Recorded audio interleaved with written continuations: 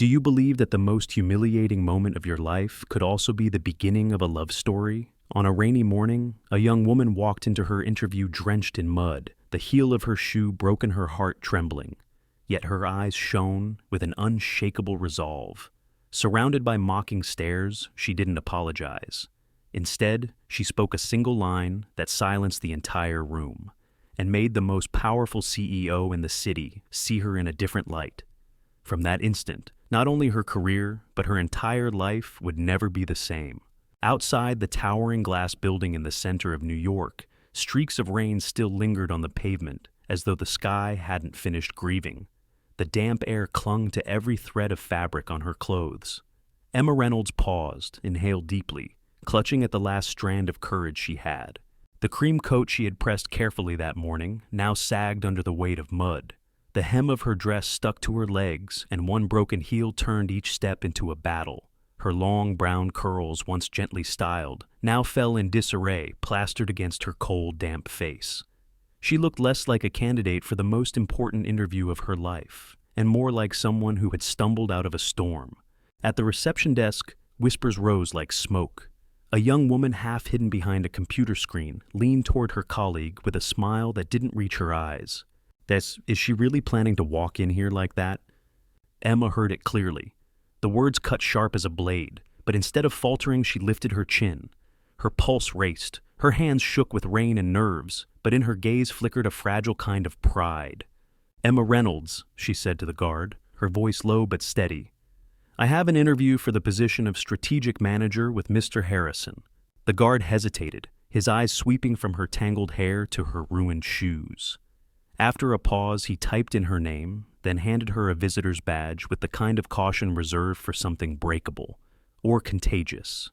Emma pressed her lips together and accepted it without complaint. The elevator was crowded and suffocating. Two women in immaculate navy suits stood on either side, the scent of expensive perfume curling through the air. Their glances carried that unmistakable mix of pity and certainty. She won't last 5 minutes. In the mirrored walls, Emma caught her own reflection, mud-spattered, weary-eyed shoulders sagging under the weight of it all. And she remembered, 20 minutes earlier, the city truck had thundered past, hurling a tide of muddy water that swallowed her whole. There had been no time to change, no chance to turn back. This was the only call she'd received after dozens of applications, the last opportunity of the year. For one fractured second, she had nearly given up, until she thought of the note taped to her fridge. A messy scrawl in her younger sister's handwriting. "Even if the world says no, your truth will always be enough. Go, Emma. For me. For you." The elevator doors opened onto the 38th floor. The thick carpet gleamed, reflecting her uneven steps. The executive receptionist blinked in surprise as Emma approached. "Do you have an appointment?" "Yes, I'm scheduled for 10 o'clock with Mr. Harrison, the CEO. The receptionist wavered, clearly torn between protocol and instinct, but finally lifted the phone. Moments later, a polished young assistant, as though plucked from a glossy magazine, opened the glass door. "The boardroom is ready. This way, please." The boardroom, Emma's heart faltered. This wasn't a private interview. This was the final round, a presentation before the entire executive panel. And she hadn't even smoothed her hair, hadn't wiped the streaks from her face.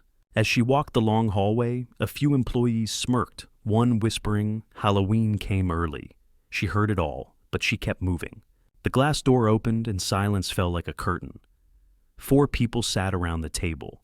3 directors in sharp suits, and at the head, a man in a navy gray jacket, posture relaxed, yet commanding the room without a word. Nathan Harrison. His name belonged to the headlines, his face to success stories, his fortune to billions. His eyes lifted and found hers. For a moment, the world held its breath. One director arched a brow, another tilted her head in disdain. Emma stood, shoulders still streaked with mud, one heel broken, but her voice didn't waver. "I know what I look like, and perhaps you all believe I should have rescheduled that. I should have come back another day. But if you give me 10 minutes, I'll show you something no dry cleaner could ever polish away." The room stilled, and then Nathan leaned back, curiosity igniting in his gaze. "Go on." The words were simple, almost weightless, but for Emma, they were salvation. Her legs trembling a moment before, now found their strength. A hush fell over the room, as delicate and heavy as morning mist, broken only by the ticking of the clock. Emma laid her mud-stained briefcase on the table and pulled out the single dry sheet she had left. Her coat clung damp against her shoulders, every movement whispering its discomfort. But she refused to let it matter. "I once built a campaign on only $300. She began, her voice steady, though her hands trembled, and with it a small bookstore in Brooklyn avoided bankruptcy, and grew by 180% in 3 months. One director laughed sharp and dismissive, the sound slicing through the silence. But Nathan Harrison's gaze did not waver from her. Leaning back, his deep blue eyes shone with something caught between analysis and intrigue.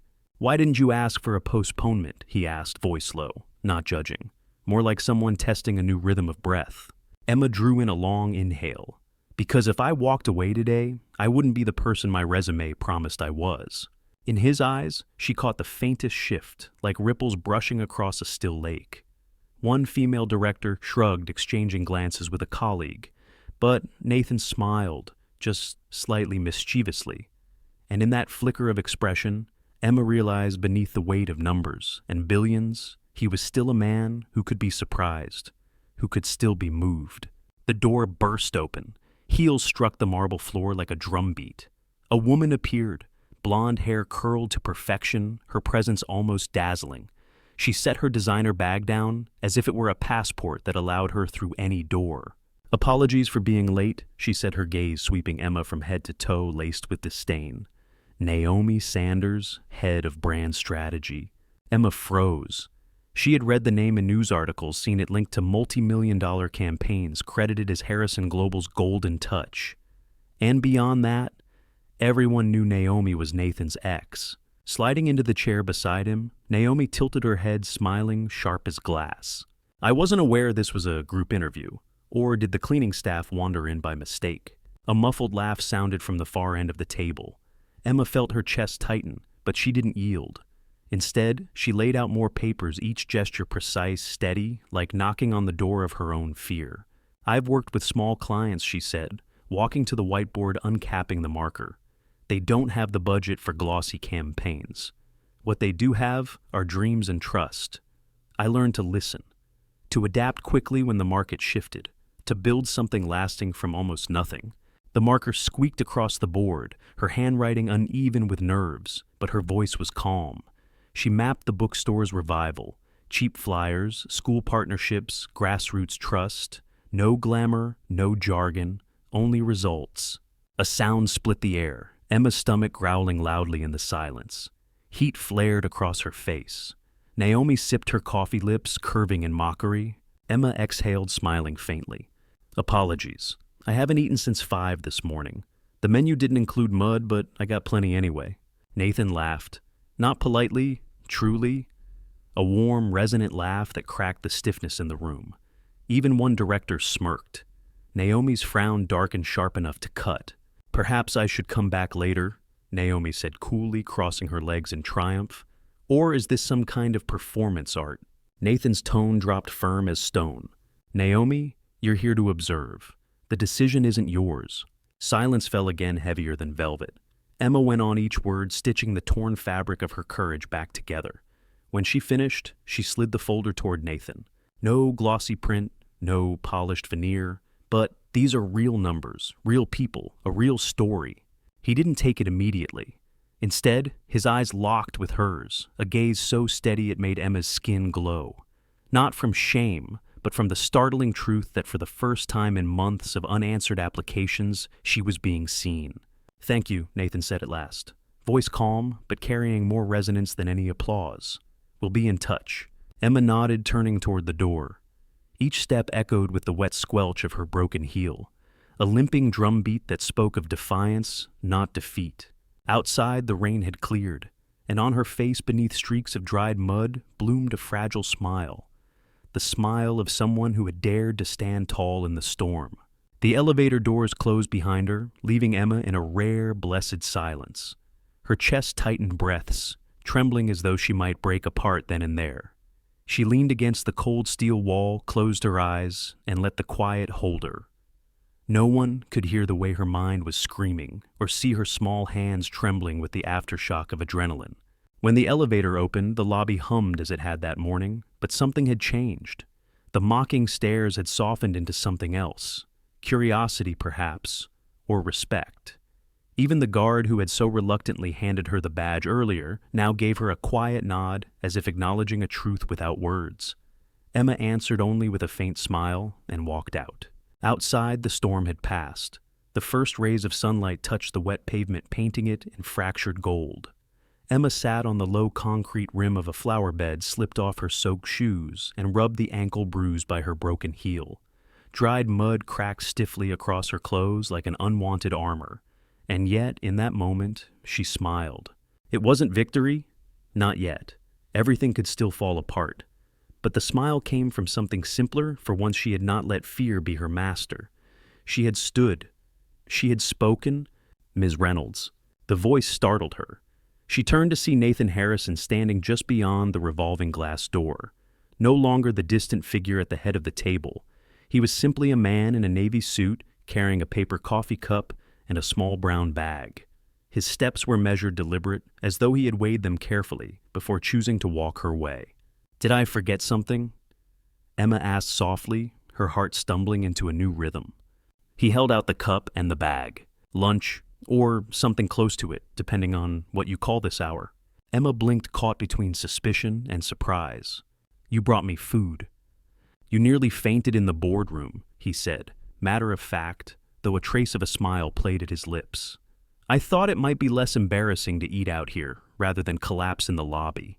For a moment, silence hovered. Then Emma laughed, a small, unguarded laugh that escaped before she could stop it.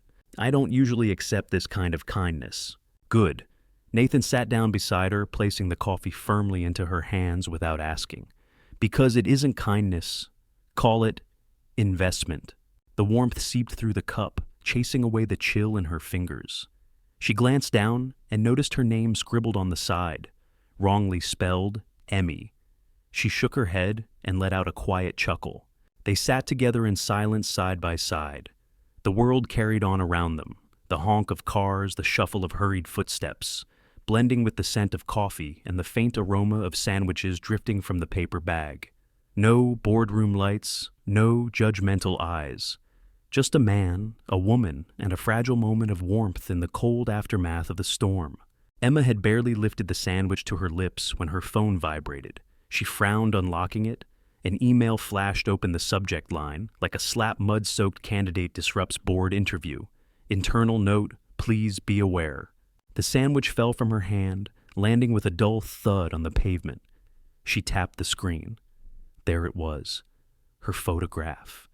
Her clothes streaked in mud, her hand pointing to the whiteboard, circulating with vicious commentary. "This is who applies to Harrison Global." Comments multiplied beneath it, cruel in their eagerness. A joke. Unbelievable. Emma's fingers went numb, clutching the phone until it shook. "Oh God," she whispered, voice breaking. "I'm being made into a spectacle." Nathan leaned in, his eyes narrowing as he scanned the screen. For a heartbeat, his expression darkened steel hard. "Naomi," he said quietly, his voice edged. "Or her assistant." But the words, "That's her hand." Emma bit her lip, the other hand gripping the paper bag, as though it were the only anchor keeping her upright. "They'll laugh at me, the whole company, the whole internet will turn me into a joke." Nathan looked at her, then his voice gentling each word weighted with care. "Let them laugh. If you had the courage to stand in that room this morning, you have the strength to stand through this." Her eyes lifted to his, uncertain. "You really believe that? If I didn't, I wouldn't be here." A car horn blared in the distance. Sunlight spilled across the marble steps, catching on her face, still streaked with dried mud, still damp with unshed tears. Emma swallowed hard, then nodded slowly. "All right, I'll survive this." But her gaze dropped to the sandwich now lying abandoned at her feet, and her mouth quirked into a faint smile. "I'll need a proper one first." Nathan laughed, then low and warm, a sound that curled into the damp morning like a promise of something neither of them had planned for. The cafe was small, tucked into a midtown corner, behind an old flower shop, carrying with it the scent of basil leaves and freshly baked bread. Emma sat opposite Nathan, both hands wrapped around a steaming cup of tea, as though it could hold together the fragile piece she'd found. On the plate before her lay a warm grilled cheese sandwich, and with her first bite, she closed her eyes. The world outside dissolved into quiet. "I'm wondering," she murmured, "if this is the best sandwich I've ever had, or if it just feels that way because breakfast was 3 stale cookies and a vitamin pill." Nathan's mouth tilted. It could be both. The answer made her laugh a sound so natural that Nathan simply sat and watched. For a fleeting moment, he wasn't a CEO worth millions, not a headline name or a magazine cover, just a man in a slightly crooked tie, his eyes lit with the wonder of finding something unexpectedly precious. But the peace didn't last. A message buzzed on Nathan's phone. He glanced down, his brow tightening. Human Resources has launched an investigation. He said, his voice slipping back into formality. "They'll need you involved." Emma froze the sandwich in her hand, suddenly tasteless. An investigation because of that email. Because of Naomi, Nathan replied shortly before sighing. And the circus she's made of it. Emma lowered her gaze, her heart heavy. "Do I still have any chance at this job, or was it all for nothing?" Nathan's eyes met hers, burning with an unusual certainty. "You did more than impress. You reminded us of something this company forgot long ago. What courage looks like when you've nothing left to lose." Her chest tightened, warmth spreading through her in equal parts sweetness and fear. She didn't know whether to laugh or cry, so she lowered her eyes into the steam of her tea, letting it blur the tears gathering there. Meanwhile, in another high-rise office, Naomi Sanders paced the glass-walled floor. Her hand clutched her phone so tightly her knuckles whitened. "You sent it to everyone," she hissed. Her assistant, pale and trembling, stammered. "I thought it was just for you. The system. It auto-forwarded. I didn't mean—" Naomi slammed her palm onto the desk, water spilling from a glass. "Nathan will use this against me. We could say it was hacked," the assistant offered weakly. Naomi's laugh was sharp, hollow. "No, that would only make me look foolish. We'll spin it differently. We'll say it was necessary for security. She came in without the right papers, without clearance clothes, and disgrace. She was a threat to the company's image." But even as she spoke, the excuse rang thin. Beneath her polished veneer, Naomi felt the unfamiliar creep of fear. For the first time in years, she no longer controlled the story. That evening, Emma returned to her small Brooklyn apartment. The door creaked as though embarrassed by her state. The rooms were still and empty. Her sister Lily was still on shift at the community clinic. Emma set down her keys, peeled off her mud-soaked shoes, and caught her reflection in the old mirror by the door. A tired face, shadowed eyes, tangled hair, and yet, behind all that, something new. Not defeat, but a woman who had stood her ground in a room where she could have fled. The fridge hummed when she opened it, revealing only almond milk and half a shriveled lemon. Emma let out a dry laugh. Life wasn't about to get easier, but at least she hadn't betrayed herself. Her phone buzzed, an unknown number, a short message. "We'd like to arrange an internal meeting with you tomorrow morning. HR will be in touch formally." N.H. Emma stared at the initials, her pulse quickening. N.H. Not just Nathan Harrison, the powerful CEO, but the man who had handed her coffee and bread when the world mocked her.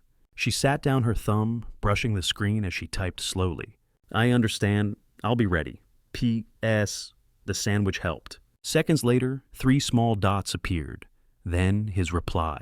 Fame is strange. It reveals who is genuine and who only knows how to shout. For the first time in days, Emma smiled without bitterness. Inside, her fragile yet undeniable something stirred. Hope. The next morning, Harrison Global gleamed like a giant block of glass, reflecting the flawless New York sky. Inside, the atmosphere was tense. Employees passed one another, with eyes that darted away too quickly, whispers threading through the corridors. News of the mud-soaked girl had spilled across the internal network and even trickled onto a few gossip sites. Emma arrived at 9 sharp. This time, she didn't wear the ruined cream suit. Instead, she chose a simple navy dress, borrowed flats from Lily, and swept her hair into a neat low bun. When she looked into the mirror that morning, she had barely recognized herself. Not because of the change of clothes, but because of her eyes. They were clear now, steadier, as though she had learned how to stand tall in the storm. On the 39th floor, the boardroom blazed with light. Around the round table sat heads of human resources, legal counsel, and of course, Nathan Harrison. He had shed his jacket, his shirt sleeves rolled up, looking almost ordinary, except for the sharp, unreadable gaze that carried its own authority. The head of HR spoke first.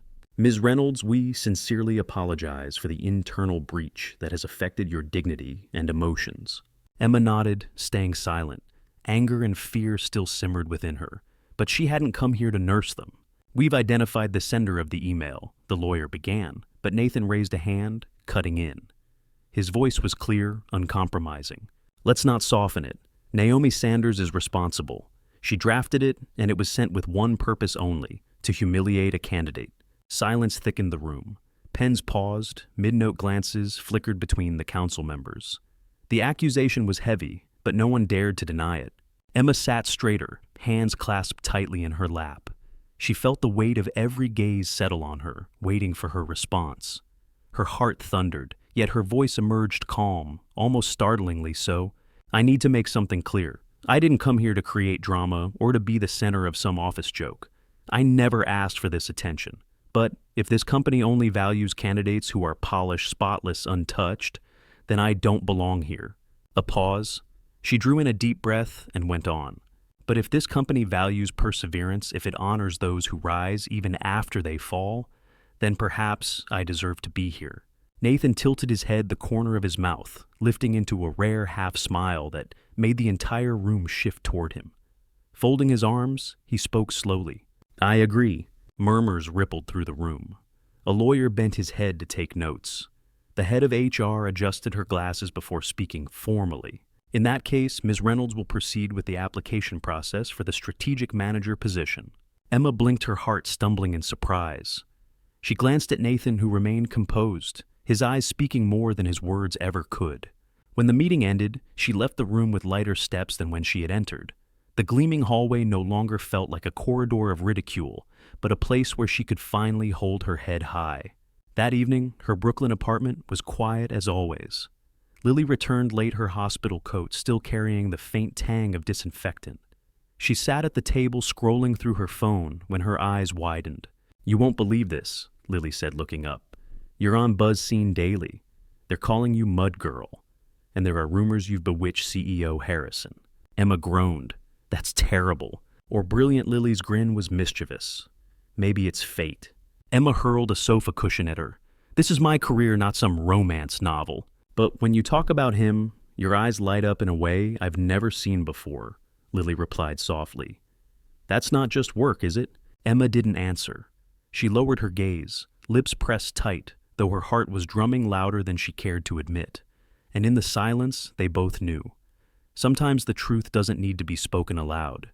The next morning, the 39th floor of Harrison Global shimmered beneath the sunlight, streaming through its vast glass panels, the brightness falling across polished stone floors, as if to expose every flaw a person might carry. Emma stood ready, her presentation neatly bound in her hands, her heart beating fast, but not frantically. No longer the way it had before. Today the room held more than just a board. A dozen senior executives sat around the long table, laptops, open pens poised, their eyes sharp with assessment. And of course, Naomi Sanders was there too. Her crimson heels struck the ground like blades with every step. Her smile was still sharp, but in her eyes lingered something new.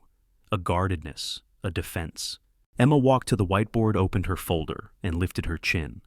She was no longer the mud-soaked girl of days ago, but a woman who knew exactly why she had earned her place in this room. "We don't need more dazzling billboards," she began, her voice clear and low. "What we need are roots, human stories, the places no one expects a billion-dollar company to show up, because that is where trust is planted." She clicked the remote. Behind her, the screen lit up with the image of an old library in Georgia, its window patched with tape, its sign crooked. She let the picture speak for a moment before continuing. "Places like this still exist, and for them, customer experience doesn't mean luxury waiting rooms. It means a space to read, a reason to believe the world hasn't forgotten them." A murmur rippled around the table. One male director frowned, his tone half skeptical, half challenging. "You're suggesting we use advertising funds to repair public libraries?" Emma smiled, unwavering. I'm suggesting we stop talking at people and start standing beside them.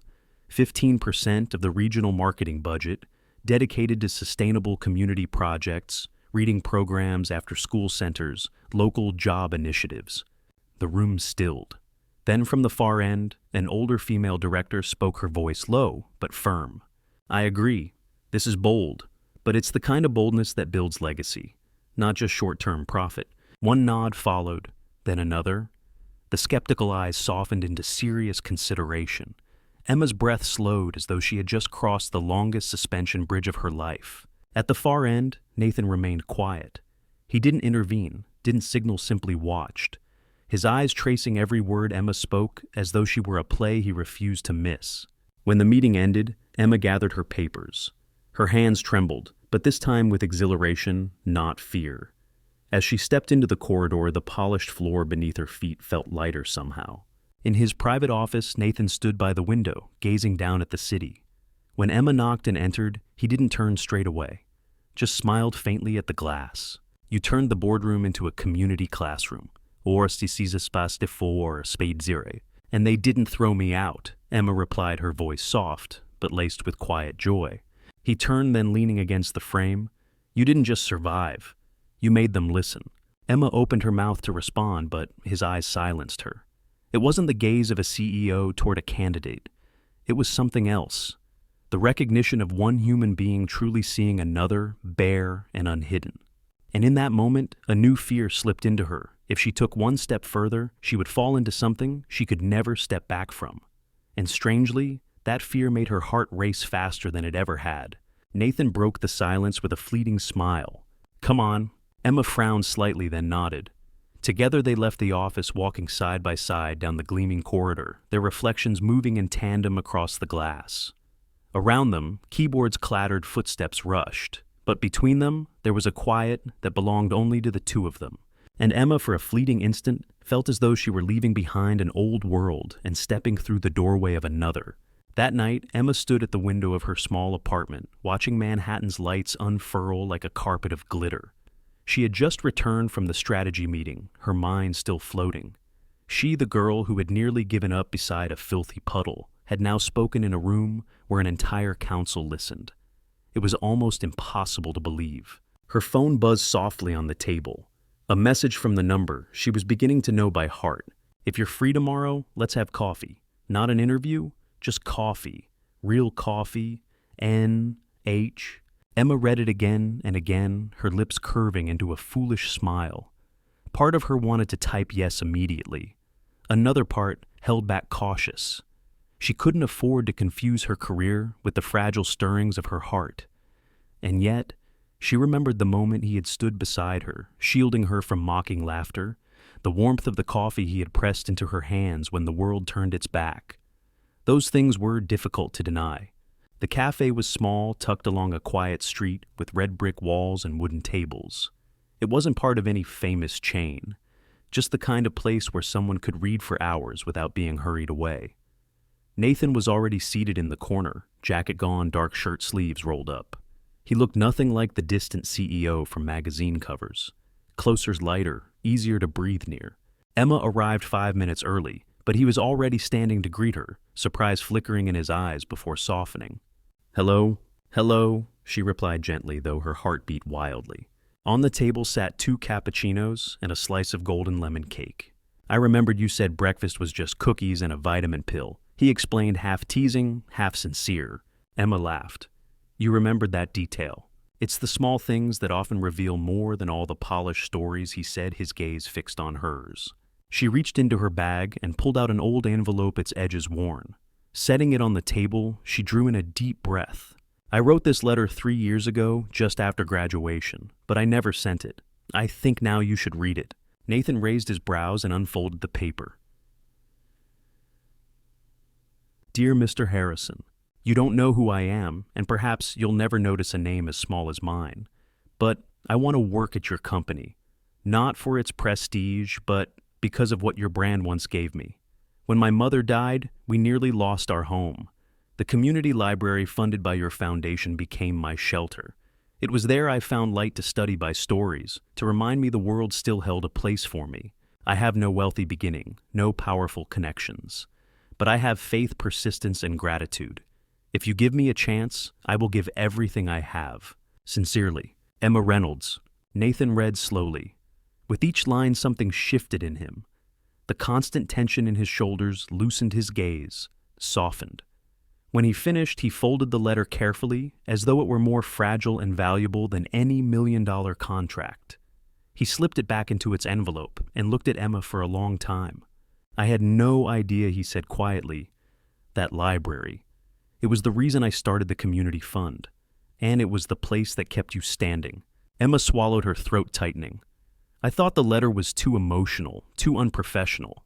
But today I wanted you to know who I really am. For a moment, Nathan said nothing. Then he smiled faintly. I saw you from the moment you walked into that boardroom, soaked and mud-stained, and I haven't stopped seeing you since. The words were simple, but they made Emma's heart pound. She knew she was standing at the edge of something dangerous: career, reputation, and her own unguarded heart. If this goes any further, it will get complicated, she said softly, her voice unsteady. People will talk. Then we do it the right way. He answered firmly. Openly, clearly, no secrets. I won't let your opportunity be harmed. Emma laughed gently, her eyes shimmering. You're a romantic hidden under layers of strategy. Nathan chuckled, leaning back. Don't ruin the reputation I've spent years building. They raised their cups, the soft clink of porcelain between them. Emma whispered, to second chances, even when they arrived covered in mud. Sunlight fell across the wooden table, sketching a quiet scene Emma knew she would remember for years to come. Because sometimes love doesn't begin with grand vows or loud declarations. But in the moment, someone truly sees you and chooses not to look away even when you are at your worst. That afternoon, Harrison Global felt like it was balanced on a ticking bomb. The press was ablaze with a single photograph, Nathan and Emma, in a quiet cafe. Her laugh caught mid-motion, her hand brushing the sleeve of his jacket. Headlines stretched across glossy screens. Mud Girl becomes the CEO's mystery date. In the boardroom, a printed copy of the photo slid across the table, the rustle of paper, sharp as knives. Some members chuckled, others frowned. Then, a seasoned voice broke the tension. Ethan, she's a candidate. And you're the CEO? This is the headline waiting to destroy you both. Naomi Sanders, immaculate in her tailored suit, tilted her head with a smile like ice. I warned you. What will you do now? Nathan's expression didn't flicker. Sitting upright, hands clasped at his voice, cut clear. She isn't a scandal. She's the victim of a cruel stunt, one we all know the source of. I invited her for coffee because she deserved respect as a person, not for her title. The words rang through the room. Some doubtful faces softened into quiet agreement, though others remained thoughtful, wary. Then issue a statement, one board member suggested. If you don't, the story will be written without you. Nathan inhaled slowly. He hated being cornered. But this time, he knew silence would only wound Emma further. In her Brooklyn apartment, Emma turned over the thick envelope stamped navy with the word confidential. The courier had made her sign before handing it over. Inside was a press release drafted by PR. Harrison Global confirms applicant Emma Reynolds has no personal relationship with CEO. There is no conflict of interest in the recruitment process. She read it again and again, her chest sinking lower with every line. The words were cold, clinical, desperate to erase her from any connection at all. No Nathan's signature. No warmth. Leaning against the doorframe, the letter trembling in her hands, Emma thought, so, this is how the story ends. But elsewhere in a glass-walled hall, Nathan stood before hundreds of employees, a microphone clipped to his lapel. His voice carried steady, resolute, without the shelter of excuses. Leadership means stepping forward when things are difficult. It means protecting those who have no power in the room. Emma Reynolds. A candidate was mocked, her image was leaked, and still she presented one of the most courageous, most insightful ideas I've heard. Whispers rippled through the crowd. Naomi's knuckles whitened against the arm of her chair, her face paling. And yes, Nathan continued, I had coffee with her. Not for scandal, but because I respect courage. If one day this company is fortunate enough to have her on our team, it will not be because of me, but because of her. The girl with mud on her shoes and a voice that never shook. Silence fell. His final words landed like an arrow in the earth, pinning down every murmur. That night, Emma sat alone on her battered sofa laptop, open on her knees. She replayed the recording of his speech. When she reached the words, a voice that never shook her eyes blurred with tears. All day she had tried to convince herself she was just an unfortunate candidate dragged into a media storm. But in this moment, she knew the truth. For the first time, someone had seen the strength she thought she had lost. Her phone buzzed. A short message lit the screen. "If I haven't been fired by tomorrow, would you let me take you to dinner somewhere with proper tables and chairs? Not a concrete bench." Emma laughed through her tears, her fingers flying across the keys. "Only if I get to cook? You bring the wine?" Outside New York glittered brighter than any firework display. And in her small apartment, Emma felt herself push open a new door, one where work, love, and courage were no longer separate things, but blended into one. One word: hope. That evening, Emma's Brooklyn apartment was filled with the scent of rosemary, melting butter, and a faint trace of smoke from an over-toasted loaf. She rushed to set the saucepan on the table, blowing at the steam, laughing at herself. A proper dinner, Emma Reynolds. Don't ruin it. A knock sounded. She wiped her hands on her apron and opened the door. Nathan stood there, not in his usual suit, but in dark jeans and a simple crewneck sweater. In his hand was a bottle of red wine, with a clumsy ribbon tied around it, as though he had debated between wine and flowers, then chosen the safer bet. "You brought a gift," Emma teased. "I wasn't sure flowers were appropriate," Nathan admitted, slightly awkward. "Wine at least can be drunk." She laughed, stepping aside to let him in. The table was covered with a worn white cloth, a single candle flickering inside an old glass. Not luxurious, but warm. Nathan sat, his eyes drifting slowly over the room, as though committing every small detail to memory. "This is your home," he said softly. "It feels more real than any restaurant I've ever been to." They ate together, their talk beginning in safe territory. Marketing campaigns, market news, a few childhood memories. But as the bottle emptied, Nathan set down his glass, his fingers entwining as though confessing. "I'm not used to this," he said slowly. "Not the dinner, the connection. I grew up among headlines, closed meetings, promises written by others. Personal feelings were never given a place." Emma rested her chin on her hand, smiling gently.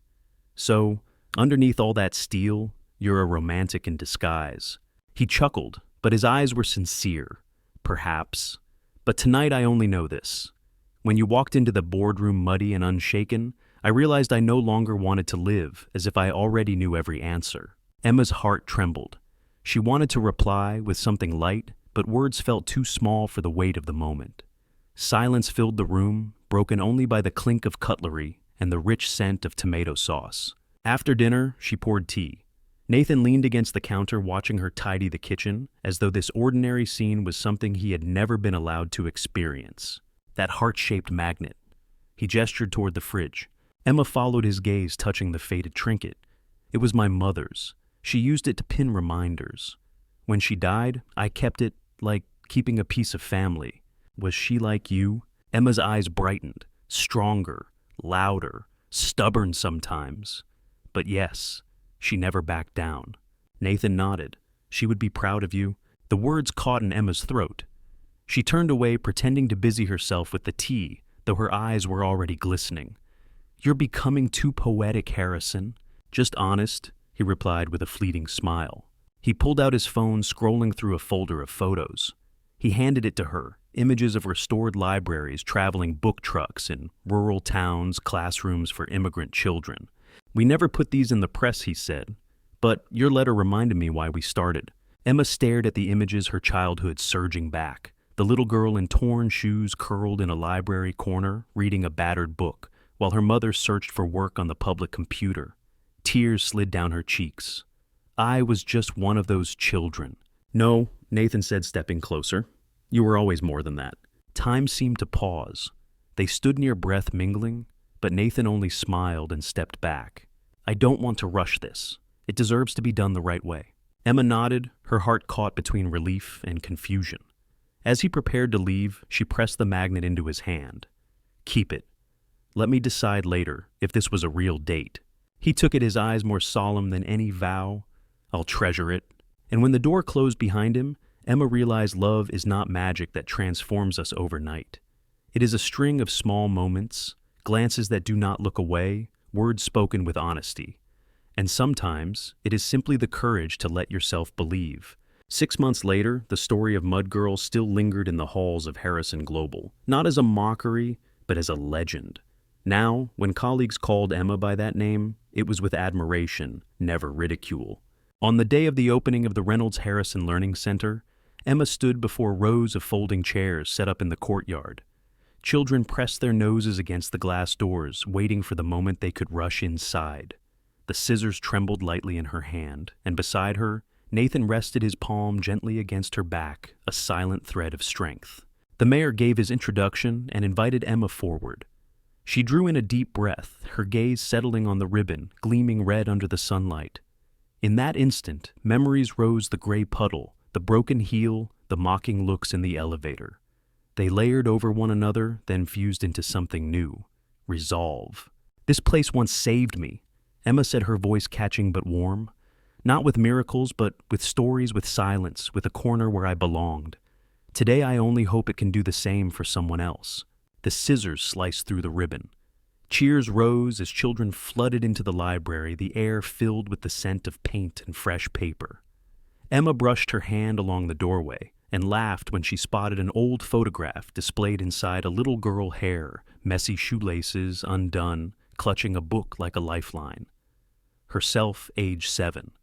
Below it, a brass plaque read, "Here is where her story began." Not with money, but with hope. At her side, Nathan murmured, "Even if I had walked past back then, I don't think I'd have noticed you." Emma smiled, eyes still fixed on the picture. "No, but you would now?" Their eyes met, silent yet overflowing. That afternoon, when the crowds had thinned, they sat together on a wooden bench on the porch. Between them lay a plate of Lily's lemon cake, its sweet scent carried on the breeze. "The board has invited you to join the Community Projects Committee," Nathan said, "and there's an offer from Devin and Hayes." Emma sipped her tea, gaze distant. "I read it. Senior management, double the salary, quick promotion path. Will you take it?" Nathan asked, his voice calm, though a thread of tension wove through it. Emma stayed quiet for a long while, then turned to him. "I've thought about it a lot. Whether I'm chasing the shine or building something real. And the answer is," she smiled softly, "I want to stay. Here. Where my voice truly matters." Nathan didn't speak, only nodded, but the relief in his eyes was unmistakable. That evening back in her Brooklyn apartment, Emma pinned a blank sheet of paper to the fridge. No quotes, no reminders from the past. Just a clean space. When Lily asked why Emma only smiled, "Because I don't need reminders to believe in myself anymore. It's time to write something new." Nathan arrived later carrying a small potted plant, green and fresh, the legal version of flowers he joked. They placed it on the table, candlelight flickering against its leaves. Emma looked at him, a warmth settling deep in her chest. No rings, no grand promises, but in their eyes lay the truth. What they were building needed no fireworks. It was proved in the ordinary moments and the choice to stay, not run. That night they lay side by side, each still wholly themselves, yet their hands found each other beneath the blanket. "Do you ever think," Nathan whispered, "that it all began with a puddle of mud?" Emma laughed softly, turning toward him. "I had nothing to lose, so I stepped in. And now, I have everything to treasure." He tightened his grip, his promise simple. "You won't lose it." And in the quiet, Emma closed her eyes. She understood, then love doesn't arrive like a miracle to save you. It stands beside you, listens, holds your hand, while you save yourself. And that in the end was all she needed. The following spring, the city bloomed with late cherry blossoms. Pale pink petals drifted down onto the pavements, dissolving into the rush of footsteps, a reminder that even the most beautiful moments never need to shout for attention. Emma stood inside the newly opened library, quietly watching the children chatter as they chose their books. One little boy carefully tucked his very first library card into his pocket, his eyes shining as though he had been handed the whole universe. Emma smiled. She realized once upon a time it was that same light that had kept her steady, and now she was passing it on. Nathan appeared in the doorway. No suit, no spotlight. Just a man with a cup of coffee in his hand and a gaze that had become familiar. He didn't need to say much. His presence alone was enough to settle peace in her heart. Her fingers brushed against the heart-shaped magnet now pinned in her new office, a keepsake that once symbolized anxious survival. Now it was proof that love and faith could grow from the mud. Life never promises perfect beginnings, but sometimes in the messiest of moments, you stumble upon a door to the future. And when someone chooses to stand beside you in that moment, patient and unflinching, you know you have truly stepped into a love story.